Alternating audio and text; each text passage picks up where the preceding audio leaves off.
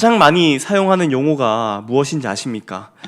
보통 사랑과 용서, 자비, 그리고 예배, 기도, 이런 용어들이 많이 있을 겁니다. 근데 그 중에서 가장 많이 사용되는 단어는 제가 그 중에 은혜라고 생각됩니다. 은혜, 우리가 너무나 잘 알고 있는, 그리고 또 우리가 너무나 익숙한 용어이죠. 은혜가 무엇입니까? 이렇게 어떤 성도에게 불특정으로 물어본다면은 선뜻 대답하기 힘들 수가 있습니다. 한마디로 정의 내리기 힘듭니다. 그래도 제가 한마디로 정의 내리자면요, 받을 자격이 없는 자에게 무상으로 주어지는 그것을 은혜라고 말합니다. 그렇다면 왜 기독교에서 또한 교회에서 이토록 은혜라는 용어를 이리도 많이 사용하는 것입니까? 그것은 은혜가 가장 중요하기 때문이고 우리에게 그 무엇보다 은혜가 필요하기 때문입니다. 우리에게 왜 은혜가 필요하게 되었습니까? 우리가 오늘 읽은 성경 본문 1절은 이렇게 말합니다. 그는 허물과 죄로 죽었던 너희를 살리셨도다 라고 말합니다. 여기에서 허물과 죄는 아담이 지은 최초의 죄, 원죄와 그리고 우리가 지은 실질적인 그 모든 죄악들, 그것을 통틀어서 이야기합니다. 여기서 말하는 허물과 죄는 하나님의 법을 위반하는 것이고요, 법을 만드신 하나님께 또한 도전하고 반역하는 겁니다. 생명의 근원이신 하나님과 원수되는 것입니다. 이렇게 하나님의 법과 죄와 사망은 연결되어 있습니다. 우리가 잘 아는 말씀입니다. 고린도전서 15장 56절 말씀 한번 같이 읽겠습니다. 시작. 사망이 쏘는 것은 죄요, 죄의 권능은 율법이라. 하나님의 법을 어기면 반드시 정죄에 당하게 되어 있습니다. 허물과 죄에서 자유로운 사람은 그 누구도 없습니다. 그래서 하나님의 택함을 받았든 하나님께 택함받지 못하였든 죄로 인하여 우리 모두는 죽게 됩니다. 그래서 인간들은 이 죽음에서 벗어나고자 엄청난 노력들을 많이 하죠.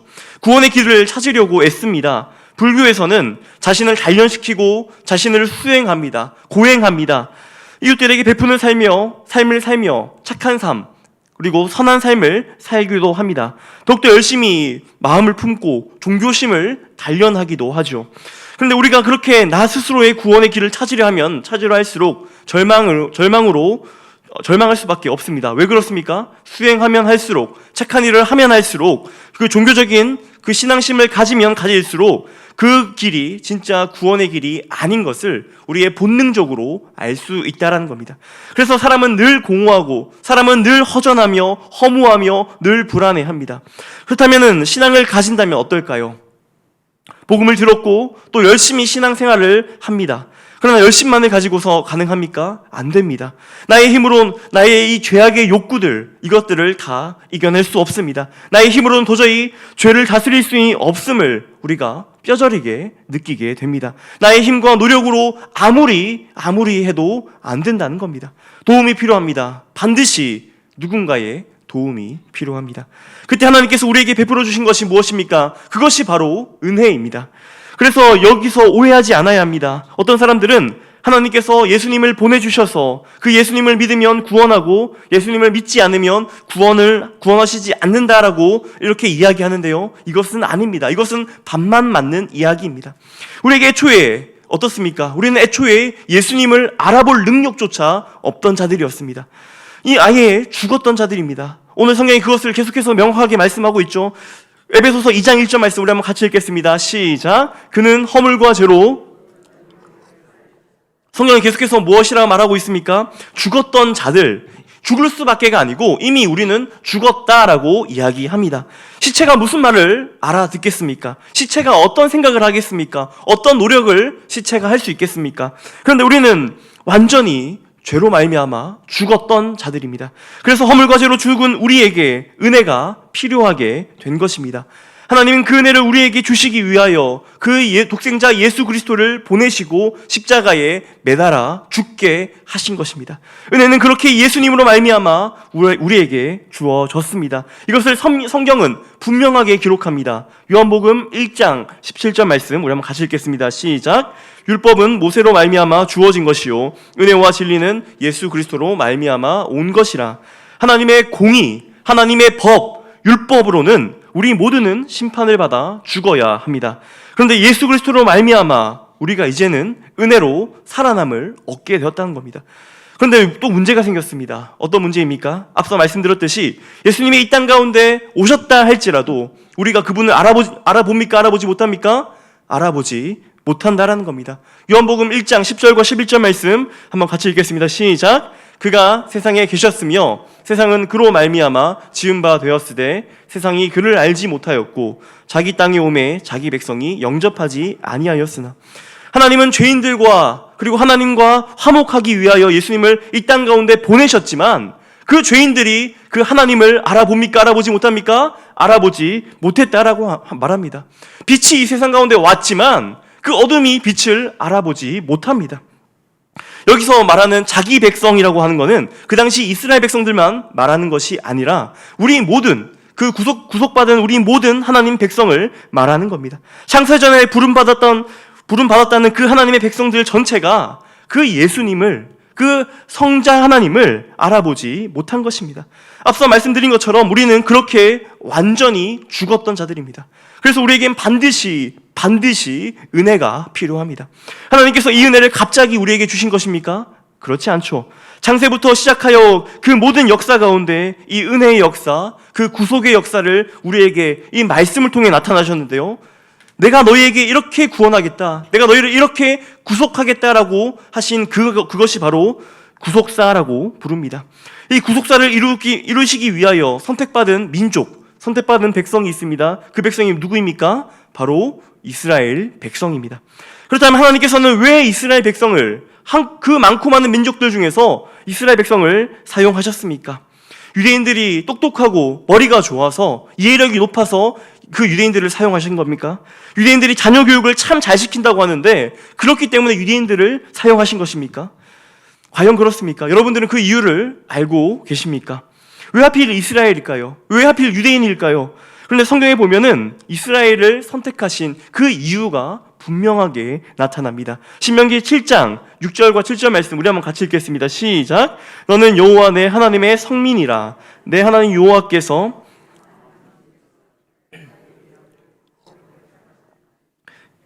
너희를 기뻐하시고 너희를 택하심은 너희가 다른 민족보다 수요가 많기 때문이 아니니라. 너희는 오히려 모든 민족 중에 가장 적으니라. 여기서 하나님께서 이스라엘 백성을 선택하신 그 목적을, 그 이유를 이야기합니다. 이스라엘이 그 모든 민족 중에서 뭐 했기 때문이라고 말합니까? 적었기 때문이라고 말씀합니다. 이스라엘이 잘나서 이스라엘이 선택함을 받은 것이 아니라는 겁니다. 아주 작고 보잘것없는 그 자들에게 당신의 능력을 입혀서 당신의 백성으로 만들어내시는 것을 보여주기 위함인 것입니다. 이스라엘의 어떠함을 나타내심이 아니라 오직 하나님의 큰 능력과 하나님의 살아계심을 나타내기 위해서 이스라엘 백성을 선택하시고 이스라엘 백성을 선택하셨다는 겁니다. 이처럼 그 이스라엘 백성들을 선택했던 것은 이스라엘 백성의 어떠함이 아니옵니다. 이스라엘 백성이 똑똑함이 아닙니다. 이스라엘 백성이 의로워서도 아닙니다. 이스라엘은 아무런 자격 없는 민족이었습니다. 그것을 보여주기 위해서 이스라엘의 시초가 되는 아브라함의 모습을 우리에게 자세히 보여주시죠. 아브라함은 믿음의 조상이라고 불리는데 정말 그 아브라함이 믿음의 조상이라고 불릴 만큼 위대한 인물입니까? 그렇지 않습니다. 야곱이 정말로 믿음의 사람이었습니까? 그렇지 못합니다. 그들은 자주 넘어졌고 그들은 연약한 사람이었고 죄악된 모습을 자주 보여줬습니다. 이스라엘이라 불리는 야곱은 타고난 사기꾼이었습니다. 이것을 통해서 우리에게 무엇을 말씀하시고자 하는 겁니까? 은혜라는 것은 그저 아무런 자격 없고 아무런 준비도 없고 아무런 요구도 없는 자들에게 값없이 무상으로 공짜로 주신다라는 것을 하나님께서 거듭해서 말씀하시고자 하는 겁니다. 그래서 하나님께서는 역사하시는 방법은요, 인간적으로 탁월하고 인간적으로 능력 있고 돈 있고 지위 있고 그런 자들을 통해서 역사하는 것이 아닙니다. 하나님의 나라의 역사, 그 복음의 역사의 진보는 누구를 통해서 일어나고 있습니까? 고린도전서 11장 27절과 29절 말씀 우리 한번 같이 읽겠습니다. 시작. 그러나 하나님께서 세상에 미련한 것들을 택하사 지혜 있는 자들을 부끄럽게 하려 하시고 세상에 약한 것들을 택하사 강한 것들을 부끄럽게 하려 하시며 하나님께서 세상에 천한 것들과 멸시받는 것들과 없는 것들을 택하사 하나님 앞에서 자랑하지 못하게 하려 함이라. 하나님 나라의 역사에는 누구가 사용된다고 합니까? 세상에 미련하고 약하고 작은 자들이 사용됩니다. 하나님께서 그들을 통해서 이루어 가신다라는 겁니다. 도대체 우리는 믿지 않는 자들과 무엇이 다릅니까? 우리 저 예배당에 박혀 있는 저 사람들과 우리가 무엇이 다르다라는 말입니까? 우리가 저들보다 착합니까? 우리가 저들보다 의롭습니까? 우리가 저들보다 무언가 나은 것이 있습니까? 절대 그렇지 않다라는 겁니다. 이 에베소서를 쓴 사도 바울만 봐도 그렇습니다. 사도 바울은 인간적인 면에서 봤을 때 그가 과연 사도라는 그 직함을 받을 정도의 자격이 있습니까? 사도 바울은 기독교인을 가장 많이 핍박하고 가장 많이 잡아서 죽이는 자였습니다. 스데반을 때려 죽인 사람이었습니다. 스데반이 돌에 맞아 죽을 때 바울은 어떻게 합니까? 그 옷을 맡아두죠. 그것은 이 모든 일을 내가 책임지겠다라는 뜻입니다. 그러고도 아무런 이유침 없이 또 기독교인을 잡으러 다메섹으로 향하던 도중에 다메섹에서 예수님을 만나게 됩니다. 왜 하나님이 그 사도 바울, 그 악독했던 사도 바울을 사용하십니까? 차라리 죽으면서 그 천사의 얼굴을 했던 스데반을 사용하시는 것이 하나님 입장에서 더 낫지 않습니까? 그런데 이것이 바로 은혜라는 겁니다.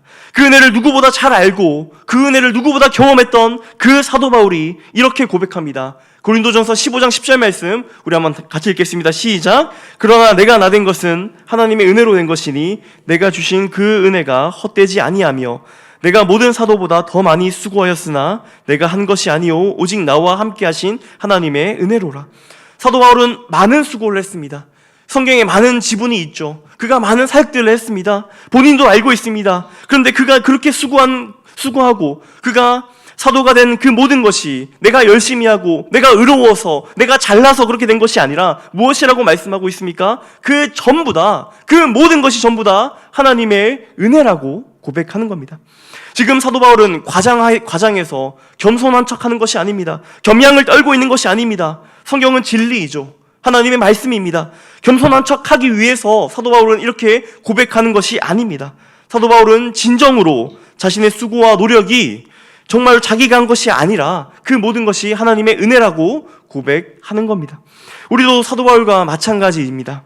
우리 성도의 모든 삶이 하나님의 은혜라고 고백할 수밖에 없습니다. 정말 하나님의 은혜가 아니면 우리의 믿음도 우리의 신앙도 우리의 그 어떠한 것도 무의미합니다. 혹 내가 뭔가 남들과 달라서 내가 남들보다 좀 선해서 남들보다 좀 더 잘나서 예수 믿고 이 자리에 앉아있다라고 생각하시는 분들이 없으셨으면 좋겠습니다. 우리의 행동과 우리의 노력을 조금도 우리는 그 은혜에 보탤 수가 없는 자들입니다. 그렇게 우리가 받은 은혜는 하나님으로부터 시작해서 하나님으로부터 끝마침을 마치십니다. 이것이 바로 성경이 말하는 은혜입니다. 그것을 우리가 오늘 읽었던 이 본문 에베소서 2장에 확증하고 있습니다. 먼저 에베소서 2장 1절 말씀 다시 한번 같이 읽겠습니다. 시작. 그는 허물과 죄로 죽었던 너희를 살리셨도다. 여기서 무엇이라 말씀합니까? 여전히 우리가 죄인이었고 우리가 하나님과 원수 되었을 때 우리를 위해서 예수님께서 죽으셨습니다. 우리는 모두 죽어있던 자였고 그 죽음에서 벗어나려고 시도조차 하지 않는 자들이었습니다. 이어서 바울은 죽었던 우리에게 구체적인 그 삶을 묘사하고 있는데요. 에베소서 2장 2절 말씀 한번 같이 읽겠습니다. 그때에 너희는 그 가운데서 행하여 이 세상 풍조를 따르고 공중권세 잡은 자를 따랐으니 곧 지금 불순종의 아들들 가운데서 역사하는 영이라. 하나님의 자녀가 되기 이전에 영적으로 죽은 자들, 그것을 지금 이 2절에서는 세 가지로 구성된다라고 풀어 쓰고 있습니다. 첫 번째로는 영적으로 죽은 자들의 첫 번째 특징은 허물과 죄 가운데서 행한다라는 겁니다. 성경은 하나님과 분리된 인생의 모든 행실을 허물과 죄로 바라봅니다. 비록 사람들의 눈에서는 보면은 선하고 아름답고 조금 예쁘고 자비롭고 진실돼 보여도 하나님의 시각에서 하나님의 그 엄밀한 기준에서 봤을 때는 그 모두 다 뭐라고 말합니까? 허물과 죄라고 말합니다. 그래서 죄인의 인생은 살았으나 죽은 삶입니다. 살아가는 내내 진노의 날에 임할 그 하나님의 진노를 쌓아가고 있는 것입니다. 두 번째로 영적으로 죽은 자들은 이 세상의 풍조를 따릅니다. 사람들이 허물과 죄 가운데서 살아가는 그 배후에는 이 세상의 풍조가 있습니다. 이 세상의 풍조를 열렬히 쫓아갑니다. 그렇다면 이 세상의 풍조는 무엇입니까? 세상의 풍조는 세상의 가치관과 세상의 기준과 세상의 전통과 세상의 상식과 관습과 관행 같은 것들을 이야기합니다. 하늘의 풍조로 거듭나지 않는 그 모든 사람들의 사고와 언어와 행실은 그 이 세상의 모든 풍조에 물들어져 있다라는 겁니다. 세 번째로 영적으로 죽은 자들의 그 특징은 공중권세 잡은 자를 따른다라는 겁니다. 사람들이 세상의 풍조에서 벗어나지 못하는 것은 배후에 누가 있다라고 말합니까? 공중권세 잡은 자가 있다라는 겁니다. 그 공중권세 잡은 자를 쫓기 때문에 이 세상의 사람들은 그들을 그 노예라고, 죄의 노예가 될 수밖에 없다라고 말합니다. 성경은 그 공중권세 잡은 자의 정체를 불순종의 아들들 가운데 역사하시는 영이라고 소개합니다. 그리고 그 영을 추종하는 자들이 바로 불순종의 아들들이죠. 불순종의 아들들은 어떤 자들입니까? 하나님을 비롯해서 자기 이외에 그 어떤 자들도 왕으로 용납하지 못하는 자들입니다. 자기 이외에 그 누구도 왕으로 섬기지 않는 자들입니다. 그 하나님을 왕의 자리에서 쫓아내고 자기 자신만이 왕이라고 이야기했던 그 아담의 후예가 바로 불순종의 아들들입니다. 그래서 그들은 하나님까지도 뭐라고 생각합니까? 조연으로 생각합니다. 하나님까지 엑스트라로 생각합니다. 하나님까지도 내가 그냥 나의 목적을 이루어주기 위한 하나의 도구로 생각한다라는 겁니다. 그래서 불순종의 아들들인 인간들은 모두 다 누구를 위해서 삽니까? 자기 자신만을 위해서 살아갑니다. 자기 자신의 행복, 자기 자신의 안위, 자기 자신의 평안함, 자기 자신의 욕망만을 위해서 살아가는 것이 바로 불순종의 아들들입니다. 그런 인간들을 하나님께서 찾아오셔서 여전히 불순종의 자식들로 살아가던 그들을 완전히 뒤바꾸어 놓으십니다. 구원자이신 예수님을 알아보게끔 하신 것입니다. 그것이 바로 은혜입니다. 그래서 그들은 이제 자기들의 삶에서 자기가 아니라 진짜 왕이 계시다는 것을 알게 되었습니다. 그래서 그들은 왕이신 하나님의 통치를 이제는 내가 기꺼이 받겠습니다. 이제는 내가 왕이신 그 하나님의 그 지시대로 살겠습니다라고 하는 사람들을 바로 은혜 받은 자, 그리고 성도라고 이야기합니다. 그렇게 해서 하나님께서 우리에게 은혜를 주셔서 믿음을 심으시는 그 목적이 무엇입니까? 하나님과의 평강, 하나님과의 화평, 하나님과의 화목입니다. 우리는 원래 원수되었지만 그 이제 하나님을 사랑하게 된 것입니다. 이것이 바로 하나님께서 우리에게 은혜 주시는 목적입니다. 마음을 다하고 성품을 다하고 힘을 다하여 하나님만을 사랑하는 사람으로 만들기 위하여 하나님께서 우리에게 그 은혜를 허락하신 것입니다. 자기가 여전히 주인이고 자기가 여전히 왕이며 자기가 여전히 나의 신인 그 사람을 계속해서 하나님의 은혜를 쏟아부어 주셔서 이제는 하나님만을 전심으로 사랑하는 자로, 하나님을 목숨 다해 사랑하는 자로 우리를 불러주신 것입니다. 그것이 바로 은혜라는 것입니다. 사랑하는 성도 여러분, 우리는 새로운 피조물입니다. 우리는 완전히 다시 태어난 자들입니다. 우리가 받은 은혜는 이미 완전한 은혜입니다. 누군가에게 더 많이 주시고 누군가에게 덜 주시고 그런 것은 없습니다. 그 은혜는 모두에게 동일하게 주어집니다. 병으로 고통당하며 감옥에 끌려가서 고생하며 걸핏하면 매를 맞고 그렇게 고생했던 바울이 뭐라고 고백합니까? 고린도후서 12장 9절 말씀 한번 같이 읽겠습니다. 시작. 나에게 이르시기를 이는 내 능력이 약한 데서 온전하여짐이라 하신지라. 그러므로 도리어 크게 기뻐함으로 나의 여러 연약함 자랑하리니 이는 그리스도의 능력이 내게 머물게 하려 함이라. 여기서 사도 바울이 뭐라고 고백합니까? 내 은혜가 내게 뭐하다고요? 내 은혜가 내게 족하다라고 말합니다. 하나님이 그렇게 고생하던 사도 바울에게도 하나님의 은혜가 풍족하게 주어졌다라고 우리에게 지금 말씀하고 있는 겁니다. 우리가 오늘 살아가는 이 상황, 우리가 오늘날 살아가는 이 환경이, 이 현재가 얼마나 힘들고 어렵습니까? 근데 그렇다 할지라도 우리는 사도 바울과 동일한 고백을 할 수 있는 그리스도인들입니다. 우리에게 지금 어떠한 상황에 처 있다 할지라도 하나님의 은혜가 만족하게 지금도 임하고 있다라는 겁니다. 우리들을 하나님의 자녀로 만드시기 위해서 하나님의 은혜는 오늘도 풍성하게 임하고 있습니다. 하나님의 은혜가 궁극적으로 의도한 것은 내 백성을 내 백성답게 만드셔서 영원한 천국으로 들이시기 위함입니다. 그렇게 우리들은 지금 그 충만한 하나님의 은혜에 의해서 하나님의 백성들로서 지으심을 지어져 가고 있습니다. 지금은 비록 약하고 병들었다 하더라도, 지금은 가난하고 부족한 삶을 산다 할지라도, 지금은 고통과 아픔으로 가득한 삶을 산다 할지라도 내게 주어진 은혜는 내게 뭐하다고요? 이미 족하다라는 겁니다. 그만큼 내게 주어진 은혜라는 것은 그 어떤 것보다 크고 놀라운 은혜입니다. 사랑하는 성도 여러분, 다시 한번 말씀드립니다. 하나님의 은혜는 상황에 따라서 많아졌다 또 줄어들었다 하는 것이 아닙니다. 사람에 따라서 어떤 이에게는 많이 주고 어떤 이에게는 적게 주는 것이 아닙니다. 그렇게 성도는 하나님의 은혜는 언제나 내게 족하다라고 고백할 수 있습니다. 즉, 그 은혜로 주어진 영원한 생명으로 인해서, 그 생명으로 인해서, 그 은혜로 인해서 만족할 자들이라는 겁니다.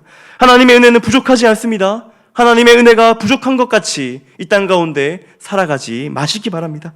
성도는 무슨 일을 당하건 어떤 일이 있든지 기뻐할 수 있는 자입니다. 우리는 은혜로 구원을 받았고 우리의 하루하루도 은혜로서 살아가고 있습니다. 오늘 이 본문을 보고도 우리 가운데 위로가 되지 않는다면, 혹여나 만족스럽지 못한 사람이 있다면 그 사람은 어쩌면 하나님의 은혜를 오해하고 있는 자일지 모릅니다. 진정한 은혜를 받은 사람들은요, 높은 지위를 얻고 또 고상한 신분을 얻고 많은 재물을 얻기 위하여 발버둥치지 않습니다. 그럴 필요가 없습니다. 우리는 이미 더 이상 높아질 수 없는 그 하늘 그리스도의 옆자리에 우리의 자리는 준비되어져 있습니다. 우리는 더 이상 고상할 수 없는 하나님의 자녀라는 최고의 신분을 이미 가지고 있습니다. 우리는 그 어떤 금은보화와 비교할 수 없는 하나님 자신을 우리에게 허락하셨습니다. 최고의 상급과 최대의 기업을 이미 우리는 받은 자입니다. 우리는 흙으로 지어져 언제 없어진다 할지라도 불평할 수 없는 피조물들이지만 하나님께서 우리에게 뭐라고 말씀하십니까? 우리를 자녀라 부르시고 그 아들과 동등하게 공동 상속자로 우리를 대우해 주십니다. 또 하나님께서 누리시는 그 영원한 안식과 기쁨과 거룩함을 우리에게 주시겠다라고 말씀을 통해서 약속하고 계십니다. 이것이 바로 은혜가 아니겠습니까? 여기 어떤 것이 더 보태져야 우리가 행복할 수 있겠습니까? 여기에다가 어떤 것을 더 하나님께 요구할 수 있겠습니까? 내가 원래 누구였는지, 내가 어떤 처지에 있었던 사람이었는지, 또 그런 나에게 하나님께서 나에게 주신 그 은혜가 무엇인지 정말로 아는 자들이라면요, 자기의 처지나 환경에 좌지우지하지 않고 늘 평강하며 늘 평안할 수 있는 자들입니다. 그 자들이 바로 은혜를 아는 자, 그 자들이 바로 성도라는 것입니다. 그 은혜와 평안을 누리시는 우리 모든 진교회의 성도님들 되시기를 주님의 이름으로 축원드립니다. 이 시간 함께 들은 말씀을 놓고 기도하시겠습니다.